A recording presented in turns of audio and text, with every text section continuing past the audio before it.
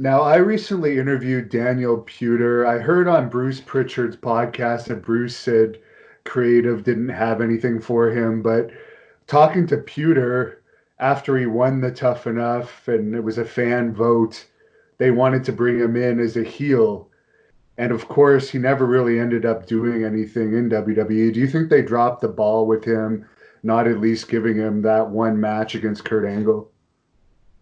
No, I don't think so. I mean, you have to understand, like, to do things right, to do things correct, it takes years to learn. It takes years of experience.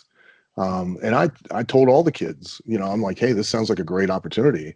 I said, but realize if you win, you're winning $1 million prize, but now they have $1 million worth of expectations.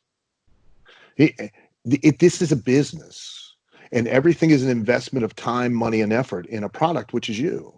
So now you've invested $1 million in Daniel Puder. You want that $1 million back, don't you? Not to Yes. mention a return on that investment.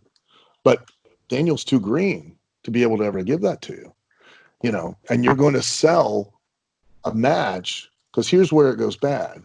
You're going to sell this match with him and Kurt Angle. And Kurt's amazing. Kurt's so incredibly talented that he could have possibly been able to carry Daniel. But what if he couldn't?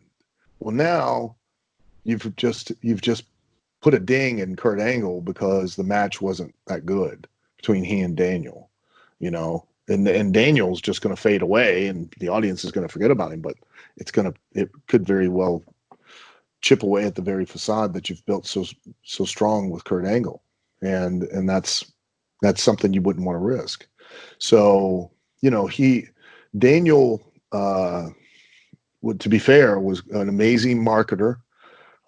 He did a great job of politicking the audience and using, at that time in its infancy, social media, to be able to, use that to garner support to get himself the win.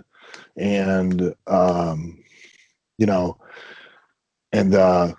when he wasn't just released, they gave him an option. They told him, look, we're not going to renew your $1 million contract, which was $250,000 a year for 4 years. They said, but we will put you on a developmental deal.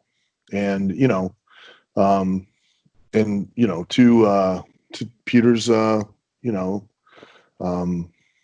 how can you say? I mean, he didn't agree to it because he had been used to making the 250.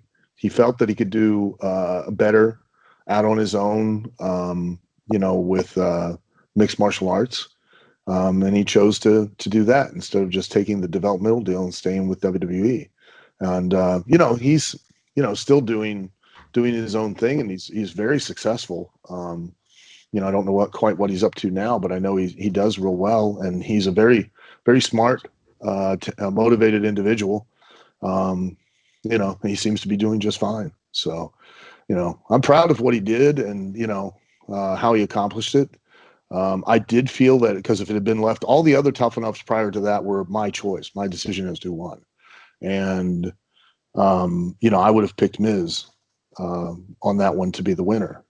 Thank you for watching the Hannibal TV. Please like this video if you enjoyed it and click the subscribe button to not miss any of our latest shoot interviews, match videos, or news updates.